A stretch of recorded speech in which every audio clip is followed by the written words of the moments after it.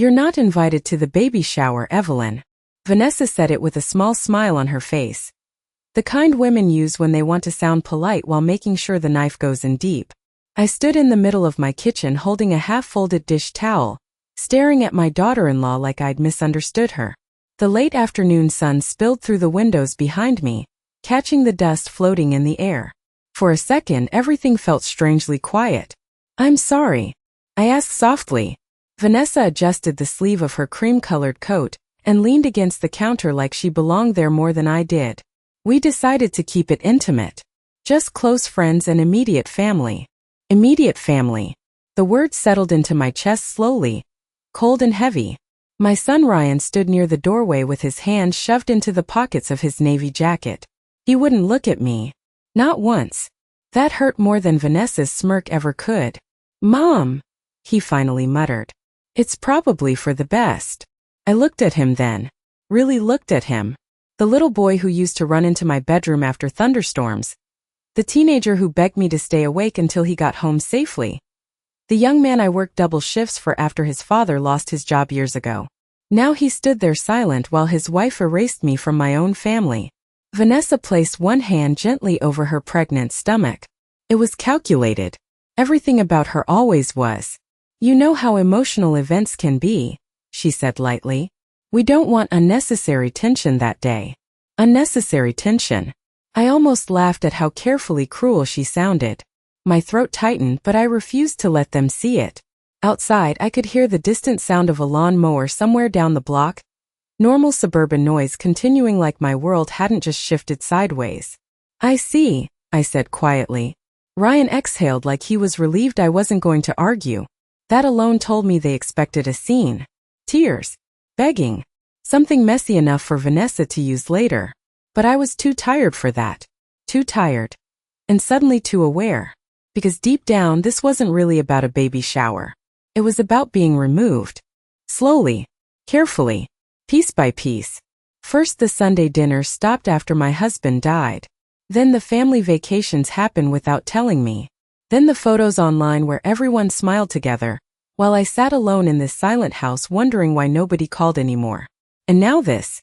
Vanessa pushed herself away from the counter and picked up her purse. "I knew you'd understand," she said. I nodded once. Of course. But after they left, after Ryan climbed into the passenger seat of Vanessa's white SUV without looking back at the front porch, I stood alone in the fading golden light with one terrible realization settling into my bones. Everyone else had been invited. My sister-in-law, Ryan's cousins, Vanessa's yoga friends, even neighbors I barely knew. Everyone. Except me. The house felt too large after they left. Not physically. It was the silence that made it unbearable.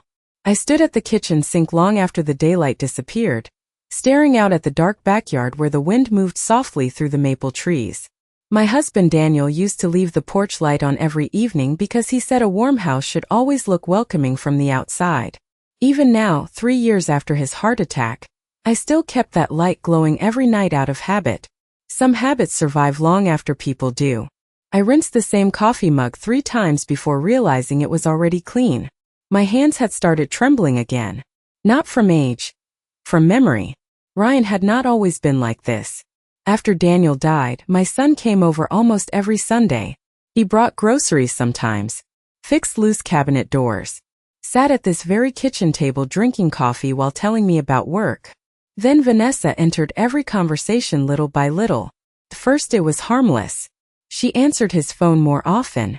She decided holidays should rotate between families. She started calling traditions outdated. Then suddenly Thanksgiving dinners became too stressful to host. Christmas mornings became private moments for their little family. I remember the first time I realized something had changed.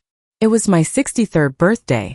Ryan texted me at nearly 9 o'clock that night saying they had gotten busy and would celebrate another time. Later, I opened social media and saw photos of Vanessa hosting a rooftop dinner downtown with half the family smiling around her. Ryan looked happy in those pictures. Happier than he ever looked sitting here with me lately. I told myself not to take it personally. That is what mothers do. We excuse things because the alternative hurts too much. I walked slowly through the hallway and paused beside the framed family portraits hanging on the wall. There was one from a beach trip in Cape Cod years ago. Ryan had his arm around me, sunburned nose, huge grin on his face. Vanessa was not in our lives yet. Back then, my son still looked at me like I mattered. Upstairs, my bedroom smelled faintly of lavender detergent and old books. I sat carefully on the edge of the bed and opened the small cedar chest Daniel built for me during our first year of marriage. Inside were birthday cards, hospital bracelets, photographs. Tiny pieces of a life that once felt solid. Near the bottom sat a pale yellow bundle wrapped neatly in tissue paper. The baby blanket. I had spent nearly 6 weeks knitting it by hand after Vanessa announced the pregnancy. Cream-colored yarn with soft blue stitching around the edges because Ryan loved blue as a little boy. I picked it up slowly and ran my fingers across the fabric. Every stitch held hours of quiet hope. I imagined rocking my grandchild someday. Telling stories. Hearing little footsteps in this empty house again. But suddenly the blanket felt heavier than it should have. Like something unfinished. Something unwanted. My phone buzzed softly beside me. For one foolish second I thought it might be Ryan. Instead, it was a notification from Vanessa's social media page. New photos uploaded. I should not have opened them, but I did. Bright decorations filled a country club ballroom across town. Pink flowers. Gold ribbons. Long banquet tables covered in gifts. Women laughing with glasses of sparkling cider in their hands. And there, standing directly beside Vanessa beneath a giant sign that read "Welcome Baby Brooks," was my sister-in-law Patricia smiling at the camera. My chest tightened so suddenly I could barely breathe. They had already started planning everything. And nobody had even told me the date. The next morning arrived gray and cold. The kind of February morning where the sky looked heavy enough to collapse onto the rooftops. I barely slept. Every time I closed my eyes, I saw those photographs again. Smiling faces gathered beneath pink balloons while I sat alone holding a handmade baby blanket nobody wanted. By 10 o'clock, I was standing inside Holloway Market pushing a shopping cart through aisles I did not really need to shop in. Sometimes I came there simply to hear other people talking. The quiet inside my house had started feeling too loud lately.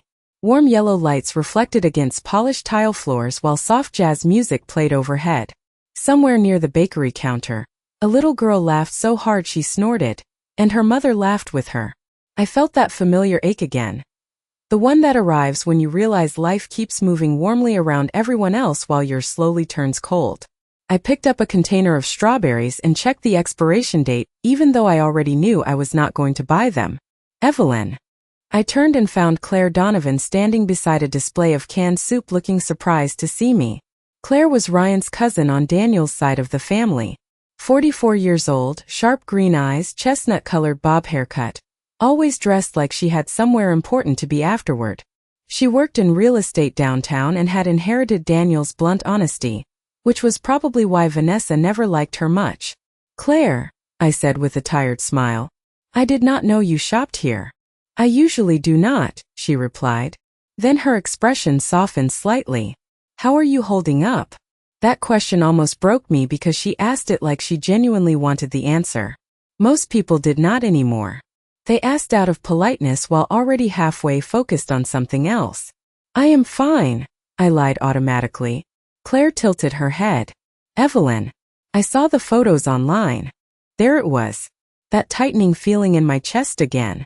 I looked away toward the frozen food section, pretending to study a sale sign. "Looks like everyone had fun," I said quietly. Claire hesitated. I could feel it. The way people hesitate when they know something painful and are deciding whether to say it aloud.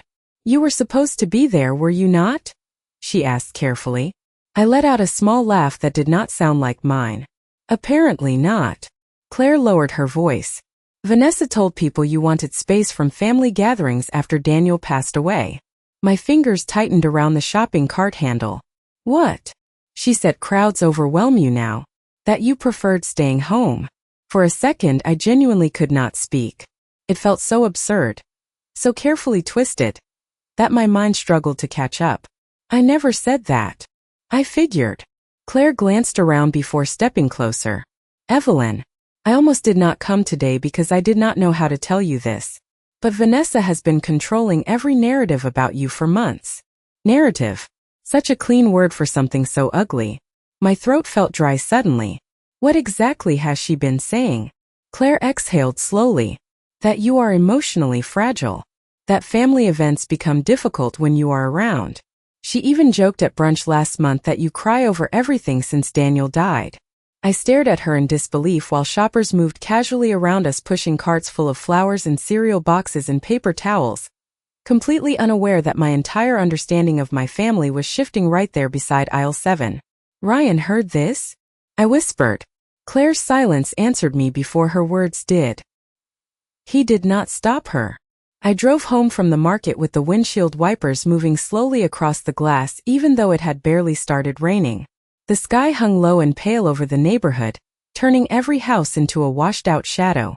Claire's words kept repeating in my head the entire drive. Emotionally fragile. Crowds overwhelm you now. I tightened my hands around the steering wheel until my knuckles turned white. The cruelest lies are always the ones wrapped carefully around pieces of truth. Had I cried after Daniel died? Of course I had. 40 years of marriage do not disappear quietly. But grief was not weakness. Loneliness was not instability. Yet somehow Vanessa had managed to turn my pain into a reason to erase me. When I pulled into my driveway, I noticed the porch light was still glowing from the night before. I had forgotten to turn it off.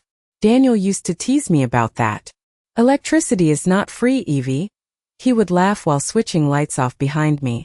The memory hit so suddenly that I had to sit in the car for a moment with my eyes closed. Sometimes missing someone feels less like sadness and more like exhaustion. Inside the house, the silence wrapped around me again. I placed the groceries on the counter and slowly unpacked them one item at a time. Soup cans, bread, paper towels, ordinary things. It struck me then how small my life had become without me noticing. Tiny routines filling empty days while somewhere else my family laughed together beneath bright decorations and sparkling lights. I opened the refrigerator and froze when I noticed the ultrasound photo Ryan had given me months ago still hanging beneath a magnet shaped like Cape Cod. Tiny profile. Tiny hands. My grandchild. I remembered the look on Ryan's face that afternoon when he handed it to me. He had smiled so wide his eyes crinkled exactly like Daniel's used to. You are going to be the best grandma, he had said softly. Vanessa stood beside him wearing a fitted cream sweater with both hands resting dramatically on her stomach. Back then she still kissed my cheek goodbye before leaving the house. Funny how slowly people change until one day they become strangers entirely. I carried the groceries upstairs and stopped halfway when I noticed the guest room door slightly open. The nursery. I still thought of it that way even though nobody else did. Last fall, before Vanessa announced they were moving into a larger home across town, Ryan asked if they could temporarily store some baby furniture here. There was a white rocking chair near the window now. Stacked diaper boxes against the wall. Folded baby clothes in soft shades of yellow and gray. I stepped inside carefully. Late afternoon light filtered through the curtains, casting long shadows. Across the carpet, everything looked peaceful, untouched. On the dresser sat a framed sonogram photo beside a candle Vanessa must have forgotten here weeks ago. Vanilla and sandalwood. Expensive. Carefully chosen. My eyes drifted toward the closet where the handmade blanket still rested inside its pale yellow box. I walked over slowly and lifted it out again. The yarn felt soft against my fingertips. Hours and hours of work stitched into every row while I sat alone watching old movies in this quiet house. Suddenly I remembered something Claire said before leaving the market. Vanessa does not just want distance, Evelyn. She wants control over how people see you. At the time I did not fully understand what she meant. But standing there inside that silent room, holding a blanket made for a child I was being pushed away from, I finally started to understand something terrifying.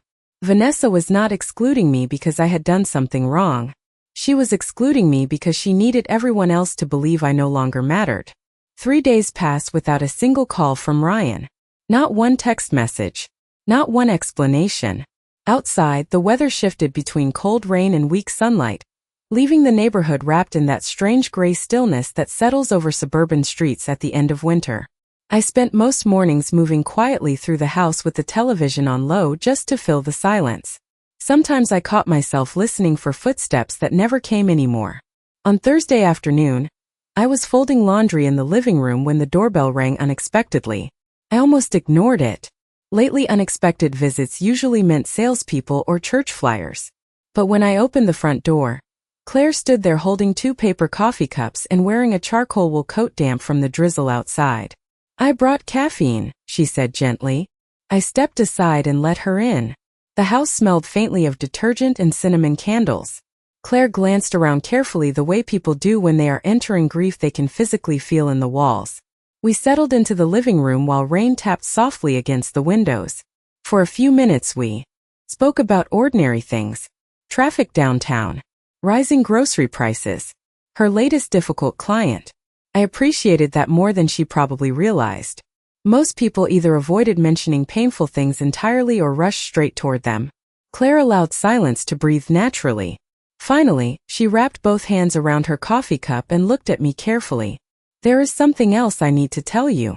My stomach tightened instantly. "What is it?" Claire hesitated. "Last weekend at brunch, Vanessa made a joke about the baby shower." I stared at her quietly. "What kind of joke?" Claire looked uncomfortable now. Almost angry. "Someone asked whether you were helping organize the event." She paused. Vanessa laughed and said, "God no. Evelyn would probably turn it into a funeral." For a moment the room felt completely still. Even the rain outside seemed to disappear. I lowered my eyes toward my untouched coffee cup because suddenly I could not bear for anyone to see my face. Funeral. That was how she saw me now. Not as Ryan's mother. Not as the woman who spent decades building this family. Just grief, sadness, inconvenience. Claire continued quietly. A few people looked uncomfortable, but nobody said anything. Of course they did not. People rarely interrupt cruelty when it arrives wearing a smile. I swallowed hard and tried to steady my breathing. "Ryan heard that too?" Claire nodded once. "He was standing right beside her." That hurt more than anything else. Not Vanessa's words. Not the lies. Ryan's silence. The same silence that had slowly spread through every part of our relationship these past 2 years. Claire set her cup down carefully. "Evelyn, I do not think this is only about excluding you from one event." "I know." My voice sounded smaller than I intended. She leaned forward slightly. "Vanessa has been positioning herself as the center of the family for a long time. Every holiday, every gathering, every decision." I thought about all the moments I ignored because I wanted peace more than truth. The birthdays I was told about too late. The Christmas photos posted online before I even realized everyone had gathered together. The vacations. The dinners. The excuses. Piece by piece, Vanessa had not pushed me out loudly. She had done it quietly, elegantly, until eventually people stopped noticing my absence altogether. Claire reached into her purse and pulled out a pale pink envelope. My name was written across the front in delicate gold script. I frowned in confusion. "What is this?" Claire looked directly at me. "One of the invitations." My chest tightened instantly. Slowly, I opened the envelope and unfolded the thick cream-colored card inside.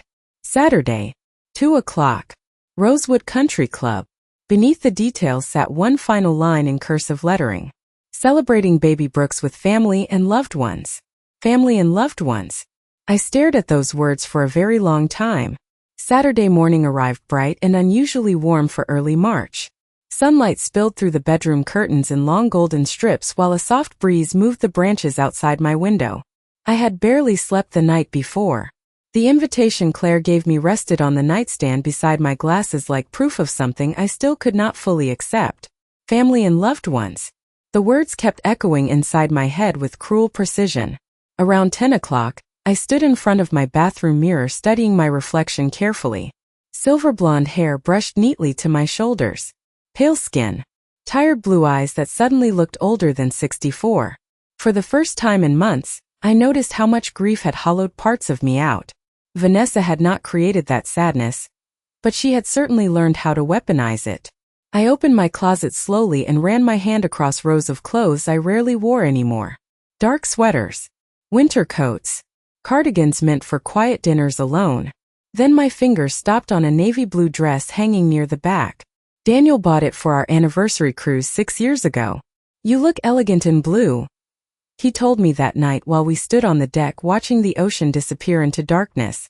I had not worn the dress since his funeral. For several seconds I simply stared at it. Then I pulled it carefully from the hanger. The fabric still felt smooth beneath my fingertips. Familiar. Strong somehow. Downstairs, sunlight filled the kitchen while coffee brewed softly beside the sink. I moved through the house slowly, almost peacefully now. Something inside me had shifted after Claire's visit. The pain was still there. Sharp as ever. But underneath it sat something colder. Clarity. I realized I had spent years trying to make myself smaller so everyone else could remain comfortable. Softer opinions. Fewer phone calls. Less visible grief. Less need. Less presence. And still they pushed me aside anyway. My phone buzzed across the counter just after noon. Ryan's name flashed across the screen. My heart betrayed me instantly with that old familiar rush of hope. I answered quietly. Hello. There was background noise on his end. Music. Laughter. Clinking glasses. Hey Mom, he said distractedly. Just checking in. Checking in. Not inviting me. Not apologizing. Just checking in as if none of this was happening. How are things? He asked. I looked out the kitchen window toward the backyard where Daniel once spent entire summers planting roses along the fence. Quiet, I answered truthfully. Ryan hesitated for a second. Well, Vanessa is resting before guests arrive. Big day. Yes, such an interesting word for family. I am sure everything will be beautiful, I said calmly. He exhaled softly, relieved again by my lack of confrontation. Yeah. Listen, I will call you tomorrow, okay? Before I could answer, I heard Vanessa's voice faintly in the background asking him something. Then laughter. Then the line disconnected. I stood motionless in the kitchen holding the silent phone for a very long time. Somewhere deep inside me, something final settled into place. Not rage. Not heartbreak. Acceptance. Ryan was waiting for me to disappear quietly so life could stay simple for everyone else. Vanessa expected me to stay home while strangers celebrated my grandchild beneath ribbons and flowers paid for partly with the family trust Daniel built over 40 years. They both believed silence meant surrender. Slowly, I walked upstairs carrying the navy dress draped carefully across my arm. Sunlight followed me through the hallway while the house creaked softly around me.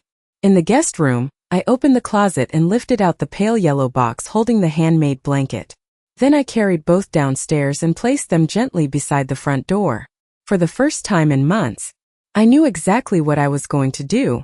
Rosewood Country Club sat at the edge of a quiet lake surrounded by trimmed hedges and rows of white hydrangeas swaying gently beneath the afternoon sun.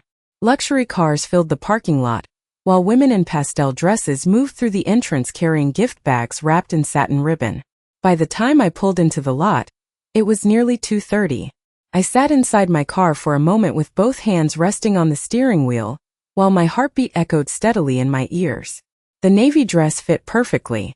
I had curled my hair for the first time in months and worn the pearl earrings Daniel gave me on our 25th anniversary. Beside me on the passenger seat rested the pale yellow gift box holding the handmade blanket. I looked at it quietly before finally stepping out into the warm sunlight. Inside the ballroom, soft piano music floated through the air while sunlight spilled across polished floors and round tables decorated with pink roses and gold candles. Laughter echoed gently around the room. For one strange second, I almost turned around and left. Not because I was ashamed, but because everything looked so beautiful, so normal. The kind of celebration families are supposed to remember warmly years later. Then I spotted Ryan standing near the dessert table adjusting the sleeves of his gray blazer, while talking to one of Vanessa's friends.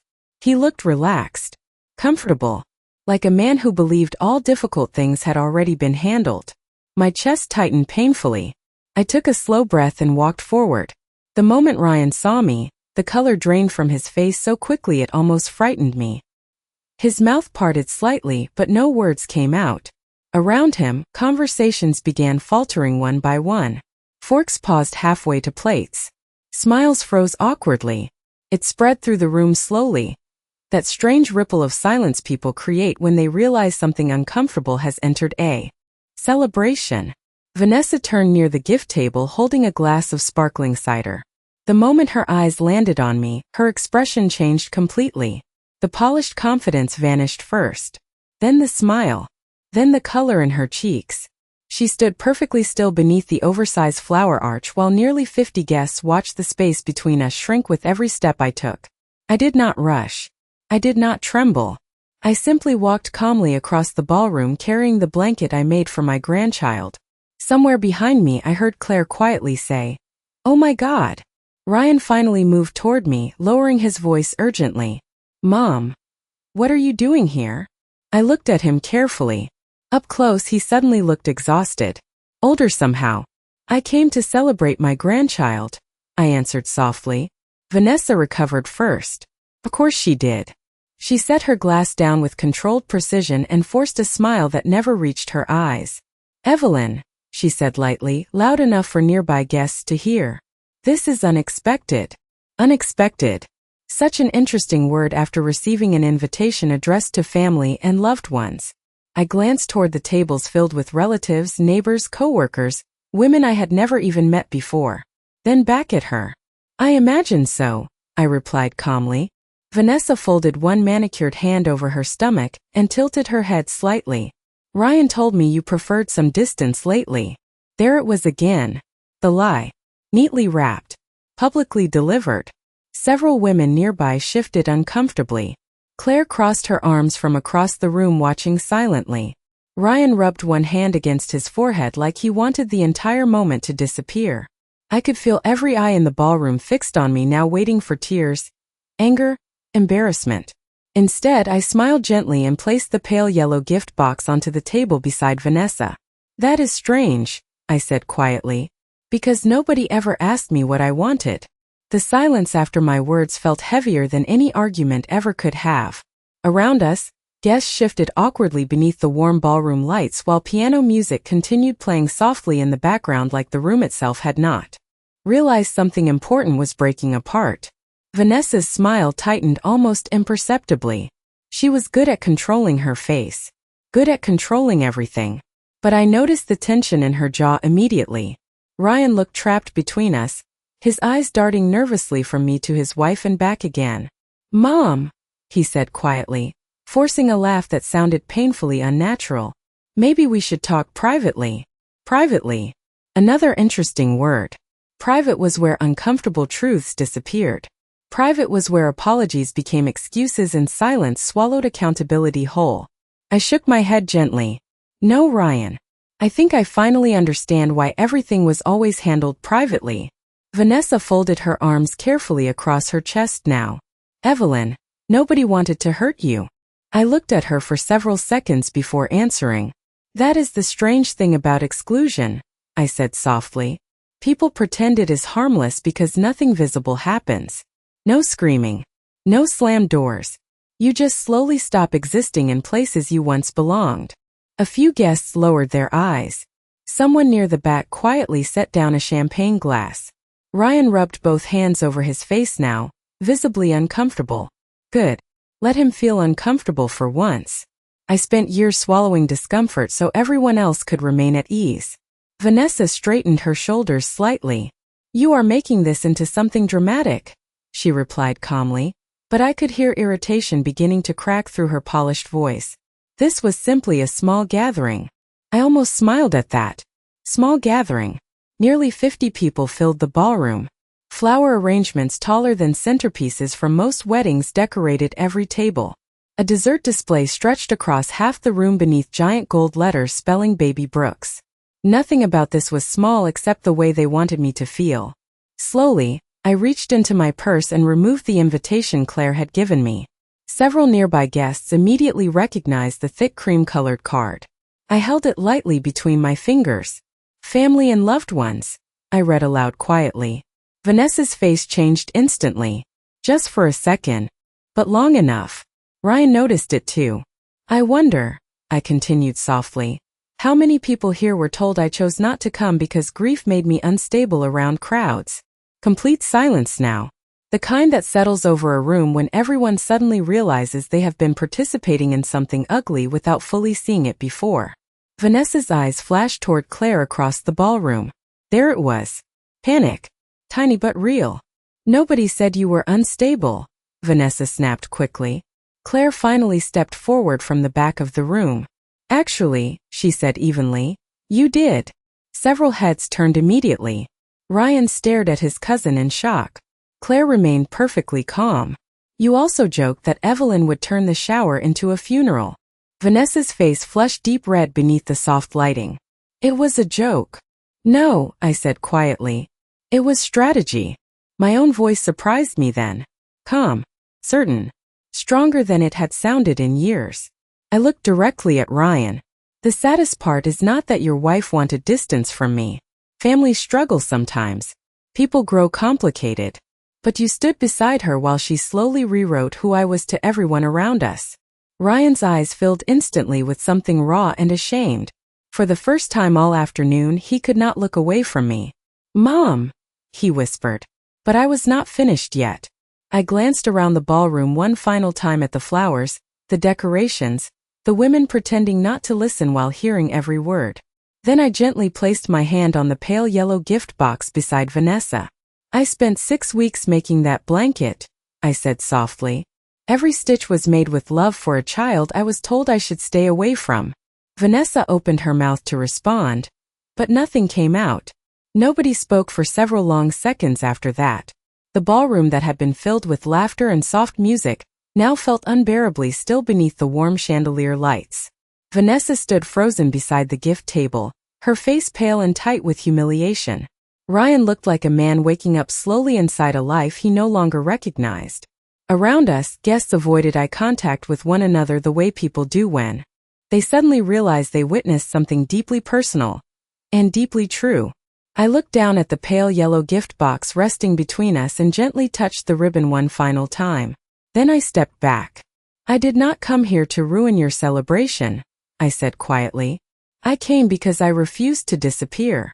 My voice remained calm, but inside me something had finally settled into place. Not anger anymore. Not grief. Just clarity. The kind that arrives after years of trying to earn love from people who only valued convenience. Ryan stepped toward me slowly, his eyes red now. Mom, I did not know things had gotten this bad. I stared at him for a moment, and suddenly he looked painfully young again. Not 41. Not a husband or soon-to-be father. Just a little boy standing in the wreckage of choices he was too weak to stop. That is the problem, Ryan, I answered softly. You stopped paying attention. Vanessa let out a shaky breath beside him. I never wanted this to happen. For the first time all afternoon, she sounded less polished. Less controlled. Human almost. I looked at her carefully. Maybe not at first, I said. But every time you erased me from a photo, a dinner, a holiday, it became easier for everyone else to do the same. Tears filled Ryan's eyes completely now. A few guests quietly began gathering their purses and coats, eager to escape the tension hanging over the room. Claire remained near the back watching silently with her arms crossed. I appreciated that she never tried to rescue me from my own pain. She simply allowed the truth to stand where everyone could finally see it. Slowly, I picked up my purse from the chair beside the table. The blanket is for the baby, I said quietly. Whatever happens between us, none of this is that child's fault. Vanessa lowered her eyes for the first time since I arrived.